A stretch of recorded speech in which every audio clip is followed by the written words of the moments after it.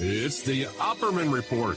Join digital forensic investigator and PI Ed Opperman for an in-depth discussion of conspiracy theories, strategy of New World Order resistance, high-profile court cases in the news, and interviews with expert guests and authors on these topics and more. It's the Opperman Report. And now, here is investigator Ed Opperman. Okay, welcome to the Opperman Report. I'm your host, private investigator Ed Opperman. You can find me at Opperman Investigations and Digital Forensic Consulting. You can just email me directly at oppermaninvestigations@gmail.com. If you like our show, be sure and check out our Patreon. If you go to Patreon, you can hear all the shows we do Monday to Friday on AM/FM radio. You can find them there for ad-free. We cut out all the commercials and all the ads. And I know the ads upset a lot of people, so you can find it there at Patreon, commercial-free. Plus, we put up exclusive content there as well. Every Friday night is when we put all the new content out on the internet on all the podcast platforms. The best podcast platform is Spreaker.com. You go there, you get it's free. You get an email notification when we put out new content, and also too, there's an exclusive show there, and there's a chat room as well. So the new content comes out on Friday night, and every other night on the internet, the podcast, we put up repeats from past shows, which, by the way, our guest today, Anne Penn, has been on the show before, and I encourage people to go back, because she predicted this. The first show we did was, what if Golden State Killer Zodiac solved, okay? And like a month after, the guy she pointed the finger at was arrested. So, Anne Penn, are you there? Yes, I'm here. Yes. Hey, so before we get into the whole book, so tell everybody about yourself. Who is Anne Penn? I was reading one of your reviews about this latest book we're talking about today, the End Game, the Most Dangerous Game, Golden State Killer. No, that's not the newest one. The newest one is Serial Slaughter. Yes, Serial Slaughter, Zodiac Killer. And one of the reviews says, if I was a criminal, I wouldn't want Anne Penn looking into me because she's so thorough. She would track me down. So tell the audience, who is Anne Penn? Well, Anne Penn is my author name because I write about serial killers, or at least a couple. And I wanted to shine a light on the crimes that occurred. I grew up in Sacramento, California, right. And Sacramento has a really high crime rate, statistically across the nation, and it did in the 60s and 70s, and it still does today. The crime statistics change, et cetera, but growing up there was an interesting experience to try to negotiate what you could hear was going on around you with rapes and murders and so on. So, it was always sort of something I was interested to find out about. I, amazingly enough, come from a family where I have different aspects of criminalists in my family, like a detective who worked in Sacramento County in the 70s while the East Area Rapist was there. I have a California High Patrol uncle who worked in Solano County, Napa, during the same time frames. And so there's just a lot of my dad, my stepdad, they were into probation and parole and California Youth Authority. And, so it's sort of like it seems to be a genetic interest in crime. Now, I forgot to mention, too, people can find you on Twitter under the name Anne Penn, P-E-N-N. No, Anne is A-N-N-E, P-E-N-N 13 on Twitter. They can also find you on Facebook. And what were those blogs you were telling us about, the Anne Penn WordPress blog and a Zodiac blog?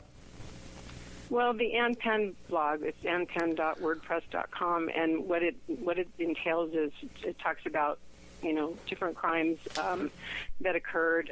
A lot of it is focused on the Golden State Killer because that was my initial interest, to try to get rid of the fear that I had, from growing up in Sacramento and actually almost being abducted when I was 14 on my own street. And so it's just one of those things that I really wanted to, like I said, shine a light on. But so you weren't here last time talking about what if the Golden State Killer, Zodiac solved. But then after that, in the meantime, you've written another book called End Game, the Most Dangerous Game, Golden State Killer, where you describe how the guy you were pointing the finger at was actually convicted, right? Yeah, and I, of course, we didn't know who he was. In the first book that I wrote, Murder on His Mind, Serial Killer, was just my journey through trying to figure out who it was and trying to enlist some kind of help to get this thing solved. And there's a lot of people involved in trying to get it solved prior to finding him through genetic genealogy and his DNA profile. But, it was one of those things where I sort of made this journey through to try to say, geez, it's been 40 years. Isn't it time to solve it? And I was not alone in that. There were lots and lots of voices of different victims' families, law enforcement. It was just like this big push. This needs to be solved now. And so in 2018, they finally did find him. Mm-hmm. And so by the time we get to Endgame, which is where he actually pled guilty to 13 murders and a ton of rapes and a bunch of other miscellaneous charges that added on to burglary and firearms and just all different things. So I talk about what he pled guilty to, who he killed, who he admitted to killing, and just what the politics had been at the time, some about what the crimes were, and then also about the crimes of the Zodiac and what happened after he left the Bay Area in 1969. And so when you get to that point, and you're still looking into crimes and you're still looking into what was going on, which was a ton. They even talked about in news articles back in the Sacramento Bee about how many women were missing, how many above and beyond the normal number of missing people. It was so many that they actually wrote articles about it, and how many different crimes and murders, went up in statistics, etc. And so it was interesting to follow that and really look at who the victims were, how they were killed, where they were killed, what was done, and also how he tried to confuse law enforcement and everybody else by going across jurisdictional lines, dumping bodies, different things were going on. And we had a serial killer in our midst. We had several different ones, the vampire slayer, Richard Chase, we had Gerald Gallegos, and we had different other serial killers, but they came and went because they were captured. But this one, who lived in Citrus Heights for 40 years, was never caught until 2018. So he wasn't just sitting there dormant. He was actively hurting people. And let me ask you a question. Why do you think, like today, we don't have these serial killers who come up with these nicknames and taunt the press and taunt the police? And especially now with the internet, they could be posting YouTube videos of their crimes. How come we have them now? How come what? How come we don't have them now? Like, we don't have any famous serial killers now that are taunting the police or taunting the press? Yeah. Well, I don't know either because I've focused so totally on California crime. But the crime statistics and people being harmed across the United States of America, especially women, is always consistently happening. And it doesn't matter what state you're in. This kind of stuff, missing women, of course, people are taken for sex trafficking, etc. But when it comes to serial killers, I'm sure that there are some out there and they're active. It's just that we don't hear as much about it, it seems, while it's happening. I don't know. Or maybe they haven't figured out the patterns or put it all together, connected the dots.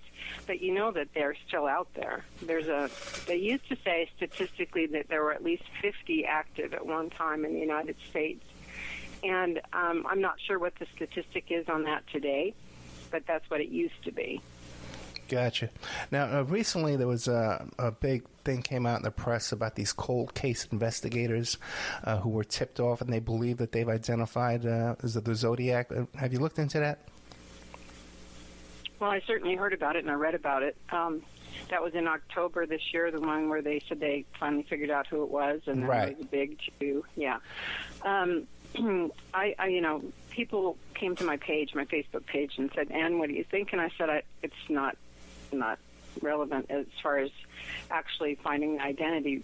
What it turned out was, looks like and the FBI, by the way, came into it a day or two later, and there was an article in the paper, and it said, "No, this is not officially an ID on him. It's not really true." And so, some of the stuff that they talked about, I was just like, no, because Donna Lass in Lake Tahoe area was never found. She went missing in 1970. And one of the things they talked about was, getting up into the mountains and letting cadaver dogs go looking, etc. And they never found her, of course, but they also were talking about her hanging from a tree and different other things. And, I don't know enough about what exactly specifically. I think they're writing a book, but I don't know exactly what they're thinking happened there. But I don't agree with their assessment of what happened to Donna or what could have. A lot of people think she's probably in the mountains somewhere. Someday they'll find her skull or whatever, and maybe so. But I think that he probably dumped her in a lake. And as I looked at it, I originally thought maybe Lake Tahoe, all these years, because it's so close by the casino where she was taken. But I also thought, he has this ironic twist on liking particular names, Donner Lake. And I thought, I wonder if he dumped her down off Highway 80 in Donner Lake. So, I've always felt that she was in water. And I don't know, why exactly, but I've talked to divers about going and diving in Lake Tahoe, etc., and talked about what would happen if they went off Rubicon Point, for example. There's a big, huge drop-off. It goes from being on the shoreline to just dropping down about 800 feet. And, it's so cold down there that a lot of times they'll pull a body up or a body will come up, and it's still in really good shape. Like 10 years later, so I talked to the diver about whether or not, she could still be right off Rubicon Point. If you drop somebody off there, they don't really move. They don't wander off or they don't float off into the lake, and they could very conceivably still be down there. And we could be looking at, quite a few people down there. There's a lot of stories about what they used to do. They used to dump people in the lake. Back when the gold rush, etc. So yeah, when they were searching for that internet girl, the YouTube girl and her boyfriend, that girl Gabby, and her boyfriend there, the one who just turned up dead too. They found like 13 other bodies when they were searching for her. So it's just it's amazing, right, the number of people out there just missing, like you said before. Now back to the Zodiac, this cold case group. I'm in touch with the actual guy who used to go hunting with his neighbor. Yeah, and we've been talking, and he used to go hunting with his neighbor, and he found a hood in the guy's house, and he has a lot of stuff. By the way, this is the original guy, and he's no longer in touch or friends with those cold case guys that are now like kind of off on their own. But he's the one who originally targeted the neighbor as a suspect, and he sent some. Yeah, there's a lot of material he has too that hasn't been tested. So we'll see what happens. Wouldn't it be something? If there's something to all that craziness. Yeah, well, it's fine with me. Whoever solves it, great, solve it. And when you solve it, prove it. I'm totally open to hearing what anybody has to say about any suspect, because it would be nice to know once and for all who's really responsible for all of these murders. One of the things that drove me was I didn't intentionally go looking for Zodiac, but I was totally aware always, all my life, because I was a kid when the Zodiac happened, that it was only 2 hours away from where Sacramento is. And so it's very close geographically. And I thought, I'm going to keep looking around Sacramento County and see what's going on. And there were a lot of murders where people were dumped, etc. He liked Contra Costa County. The Golden State Killer liked Contra Costa County. Walnut Creek, Mount Diablo, all this different stuff that was in common geographically. And so as you research murders and you look around and see back in, newspaper archives and different records, when you see that, you keep looking, it's like, wow, there was definitely somebody out there that didn't get caught who was killing people like crazy. And what the Zodiac said was, 1969, I'm going to keep doing this, but I'm not going to tell you about it. I'm just going to do it. And so I thought, what else was going on? And so when you look at 1970, in particular, you can see there are murders where the detectives in the newspaper, the articles say, they were talking amongst themselves to find out, gee, was this really the Zodiac who may have killed Judith Hikari or Nancy Benelik? And there were so many others where it's so similar. And like Donna Lass, 1970, there were